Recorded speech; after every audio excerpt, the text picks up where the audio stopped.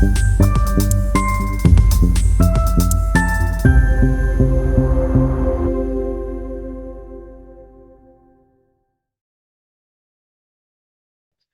everyone. This is Dr. Casco with Pocket Size Bio here. And today we're going to talk about section 2.9 of the Wace Nelson book. And we're going to get into classification reflects evolution, right? We're going to talk about concepts of evolution. We're going to talk about common ancestry and how over time you get many different types of species from a common ancestor, right? We're going to talk about how we can display or visualize this common ancestry and relationships between two current species or more using phylogenetic trees, okay? And if you take a look in this figure here, right, 26.1, this is an example of how you can use traits to analyze how change has happened over time, right? And not everything is as it seems just by visual, at first glance views of a species, right? You have this particular species. This is called Ophisaurus apodus, and this is actually a legless lizard, right? Commonly known as the glass lizard, that looks like a snake, right? If you were to see it at first glance, it looks like a snake, right? But there are some differences that over years, right, have kind of made this organism adapt to lose its limbs, right, to look like what we see here today, right?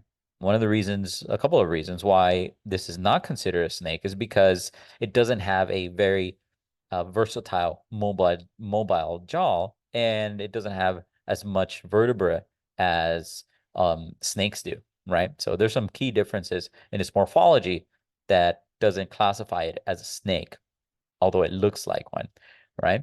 So let's get into some concepts that we're going to go over in this lesson here, right?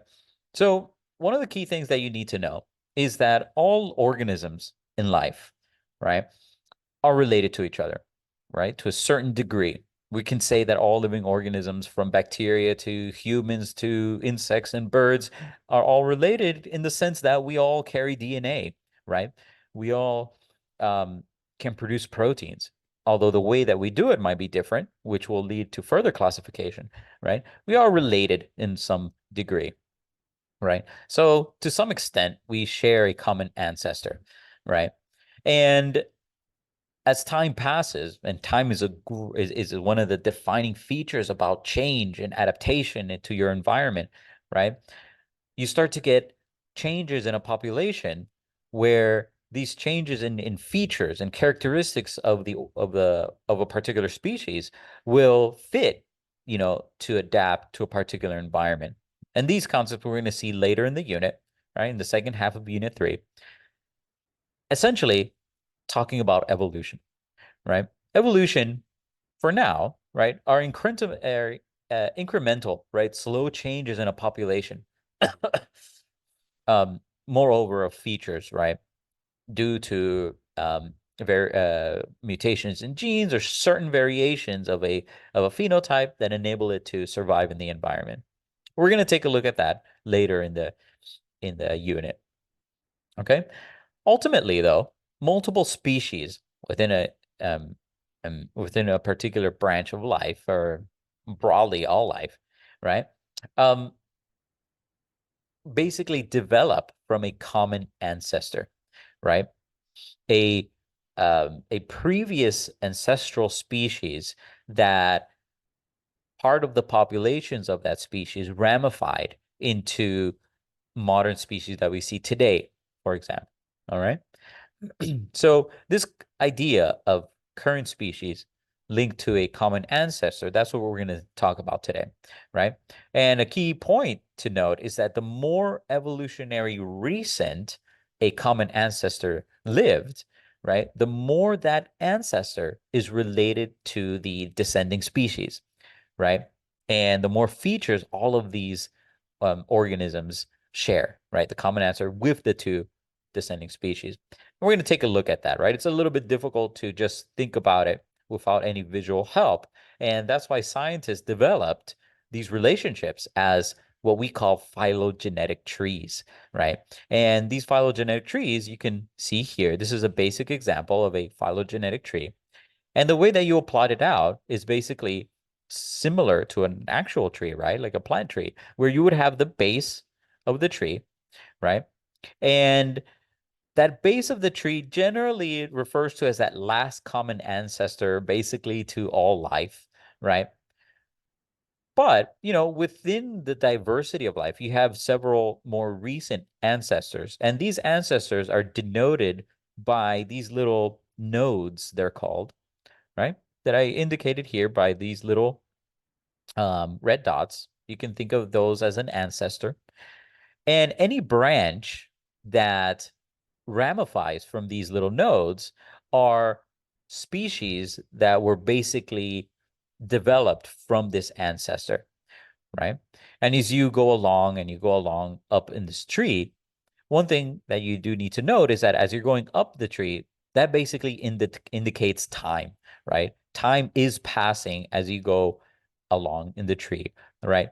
And every branch that you see here is basically two species that have been ramified out, right? You have this particular group of species, right? And you have another group of species that further ramified, and another ancestor arose that further branched out and further branched out until you get the modern species that we see today, right? There are many ancestors within a branch, right? So what I'm referring to when a more recent common ancestor has lived, right, the more features it has to current species. So for example, you have this little ancestor here, and it's going to have features that are very similar to species 4 and 5, right? So these numbers that you see here are the modern species that we see right now, today, right? And um, as we go along, we're going to analyze this tree more. I just want you to see the basic idea of these species. Some other annotations that I want you to know is that as you go more to the trunk of the tree, you're talking about lower taxa and basically broader groups of classification, right? Kingdoms and whatnot, right? And as you go further and further down, you basically lead to these modern species that you think about, right? A specific example of this would be this little panel that you see here, right? Where you have a common ancestor, and as you go along, you have other ancestors and ancestors that have diversified, right, into different groups of life.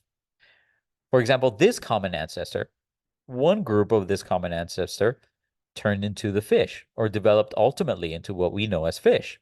And then you have several little other ancestors that kind of ramified out.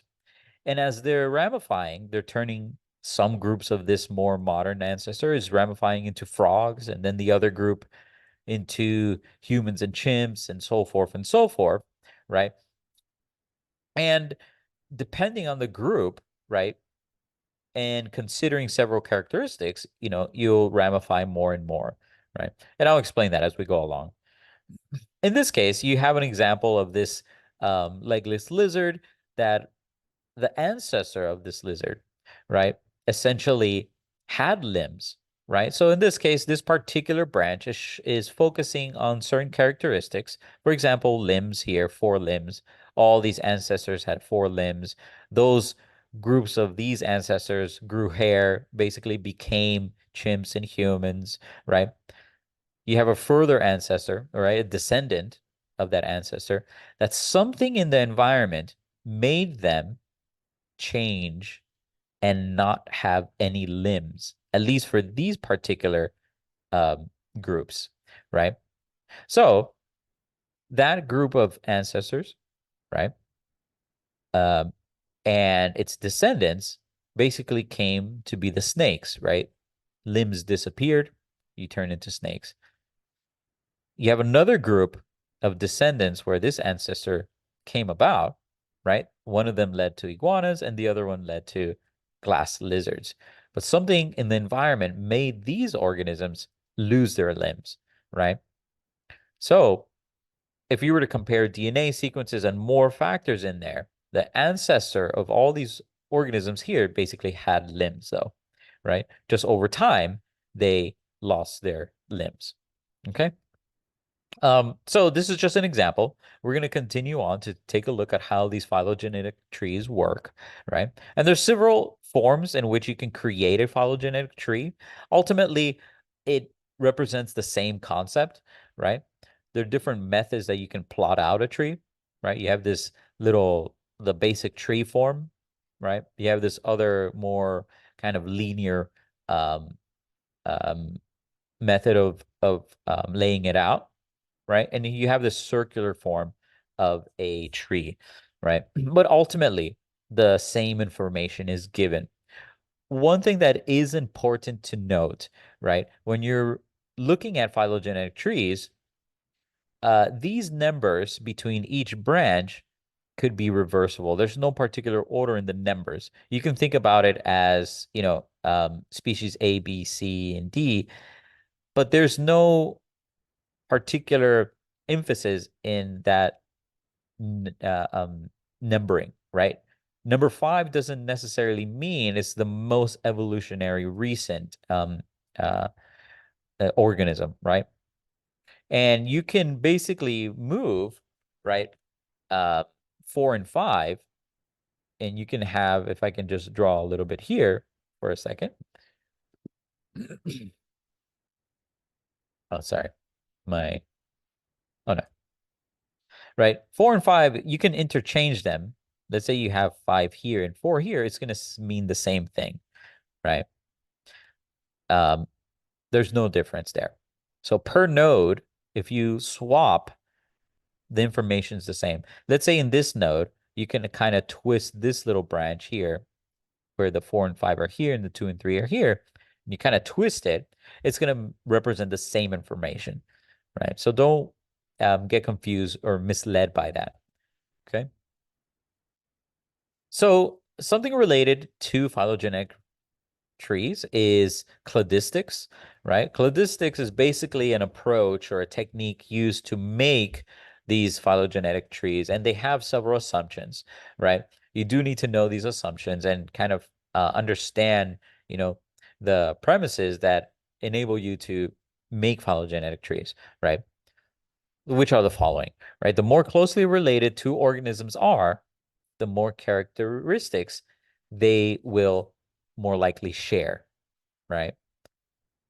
For example, if you have a common ancestor here and you have four and five modern species here, they're going to have very, very similar um, characteristics. While as, let's say you have a common ancestor here, one of the first common ancestors, and then you want to relate it to four and five, they're going to be vastly different, very, very different from what you see today than what was in the past, right? So that's what that means. Okay. Some characteristics that are shared by a group, sorry, um, will not be present in a more distantly related group, right? So that basically means that the characteristics that you see, like, for example, fish, you're not likely going to see those characteristics in another group, right? Especially in a more distant group. For example, like iguanas or lizards or even humans and chimps, right? They're just too different. So they're not going to share characteristics, okay? In a more distantly related group, right? Number three, when there are multiple ways that organisms can be related, the simplest explanation is the most likely to be correct, okay? The most likely to be correct. And I'm going to give you an example of what that means. So basically, how an organism evolved, right? The descendants won't show the particular characteristics reappearing many times over the lineages, right? You're not going to have hair here and then hair here and then hair here. Basically, the simplest explanation where a characteristic appears once, that's where you're going to basically have it. So the simplest explanation is usually the best, right? I'm going to show you next an example so you can take a look at it. Um, So before I do that, though, I do want to kind of also integrate this little chart here, which is called a character matrix, right? And this is basically a table that shows characteristics that are generally used to kind of distinguish groups and filter out groups into more specific, and more specific groups, right? And this is an example of plants, right? Bryophytes being the more um, primitive or the simplest groups, and angiosperms being the more complex of the different group species, right? So there are key characteristics that scientists use, right, to kind of organize these groups. So, for example, performs photosynthesis. Being a plant, being an autotroph, everyone has or should have this characteristic, right? You can photosynthesize, okay? Has vascular tissue. Not all organisms of plants have vascular tissue. So that's a negative. So bryophytes are very, very tiny plants, right? That they basically get water by diffusion. They're very tiny, like the size of your fingernail, even smaller, right? And um, they essentially get water, nutrients by diffusion, while ferns, conifers, flowering plants, they have more complex systems, basically vascular systems that enable them to transport material.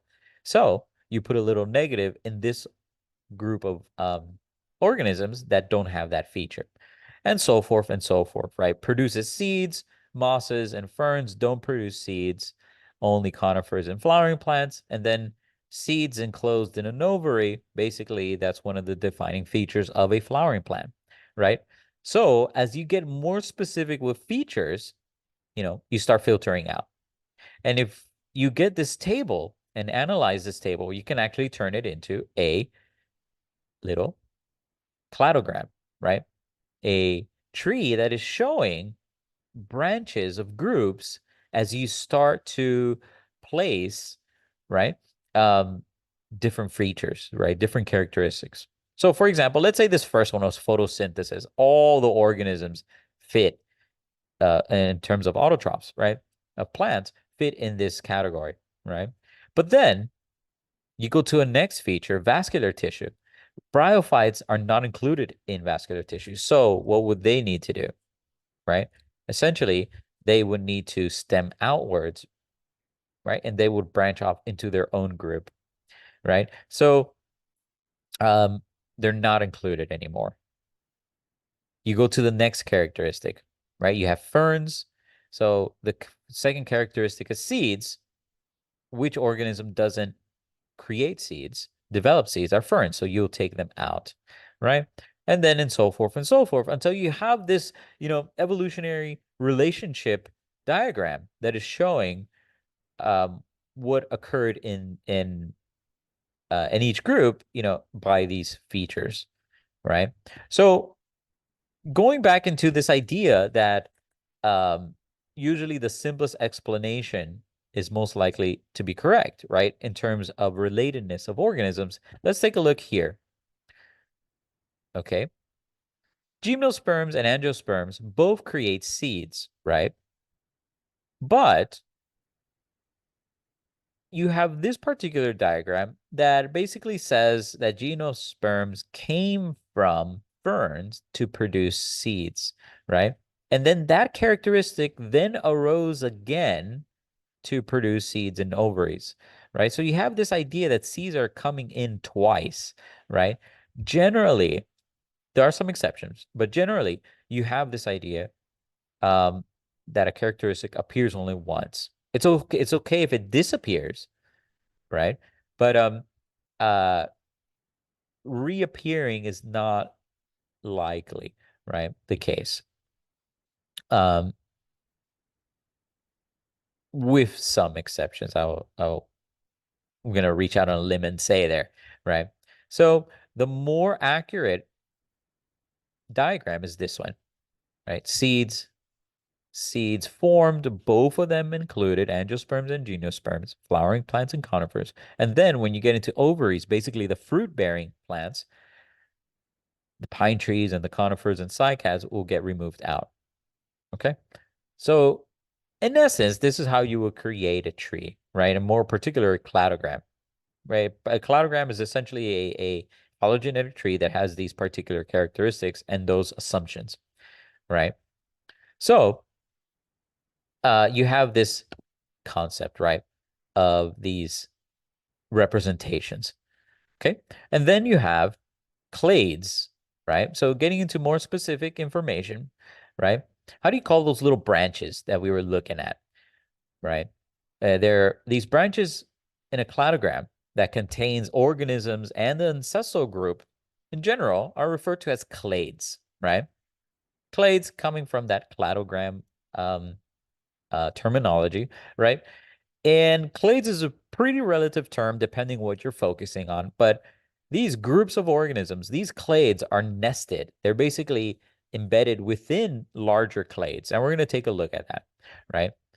There's different types of clades or groups that you need to know. There are these three here. The first one is called a monophyletic group, and I'm just going to reach here so you can see the definition or the concept here. A monophyletic group basically includes the ancestral species and all the descendants. So for example, let's take a look at this figure here. You have group number one. You have the ancestor that you're focusing on and all the descendants of that ancestor, right? This is referred to as a monophyletic group or a monophyletic clade, okay? You have a paraphyletic clade where you have an ancestral species and it has only part of the descendants, right? It includes some, but not all descendants. So if you take a look here, you have a ancestral group and you're including, let's say, this particular group here of descendants, D and E, but you're just including group F here. Okay. You're not including the two whole groups or also be monophyletic. If you just include part of a particular descendant group, right? This would be paraphyletic. You're referring to a paraphyletic group. Okay.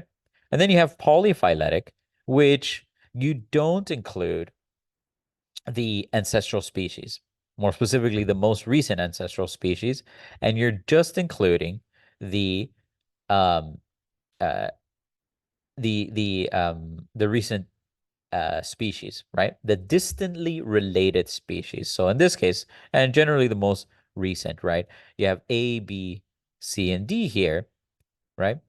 But you're not including this common ancestor, right? In any form. You're not including this common ancestor in any form or this one, right? So just the most recent groups, essentially. This is called polyphyletic groups. Okay. An example that you can see here of para and polyphyletic is basically, let's say you want to compare, cetaceans, right, with seals. These are two, mammalian groups that are stemming from different ancestral groups, right? Cetaceans basically, the reason why they're different from seals is that they have a common ancestor of even-toed ungulates, right? Now, you definitely don't need to know that, right? And then you have another group where you just want to talk about the reindeer, the hippopotamus, right?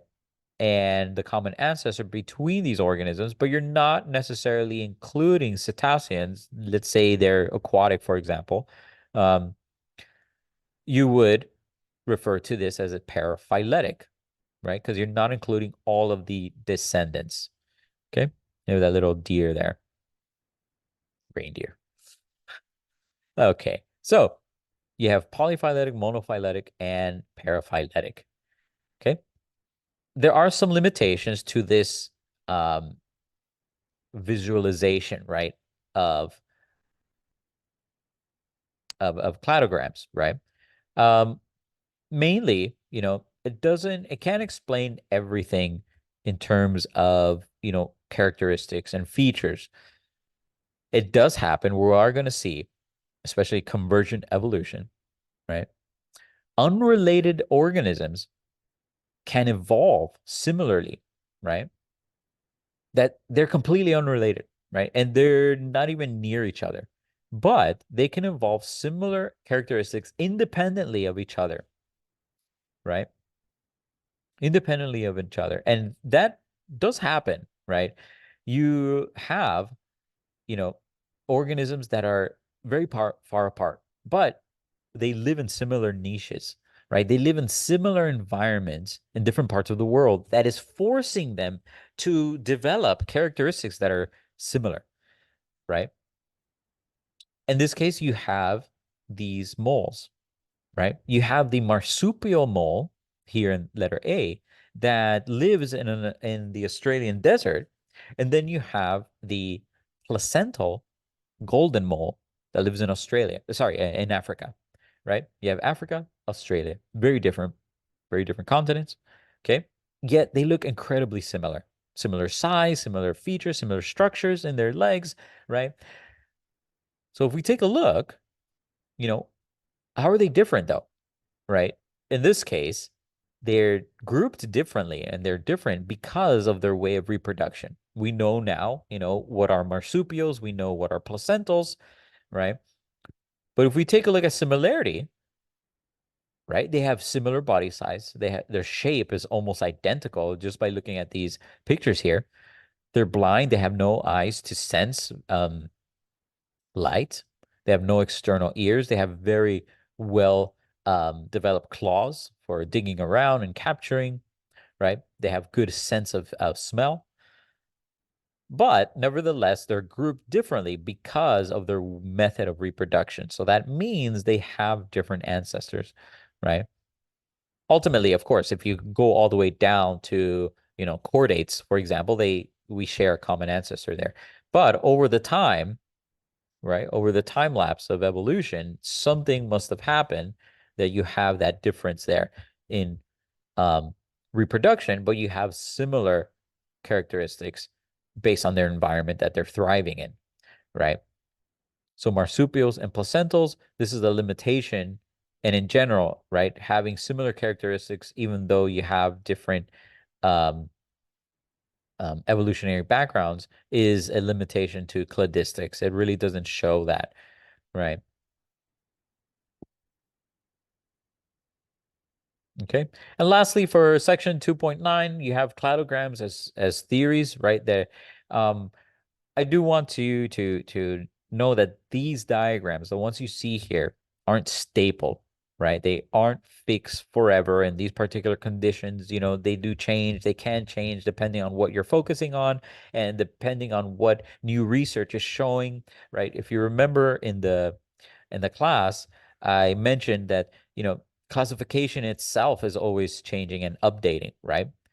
And for example, scientists can group monotremes, marsupials, and placentals based on molecular evidence as DNA, for example. They group marsupials having a closer relationship to placental animals, right, than to monotremes.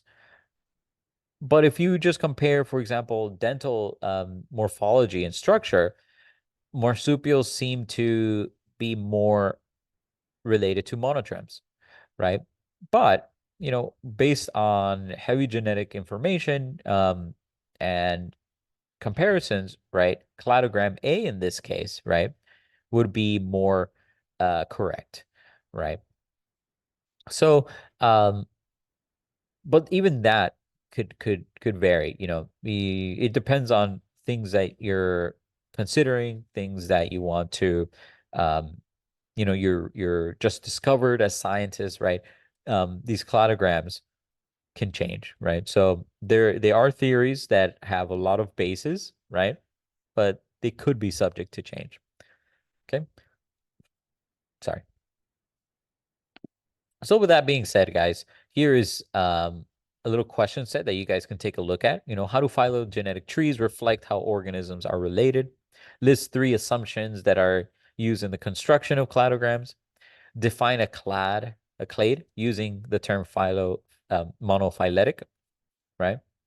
And then understanding, explain why some taxonomists have suggested that the taxa containing birds and reptiles should be reorganized, right? That's an interesting one. Okay.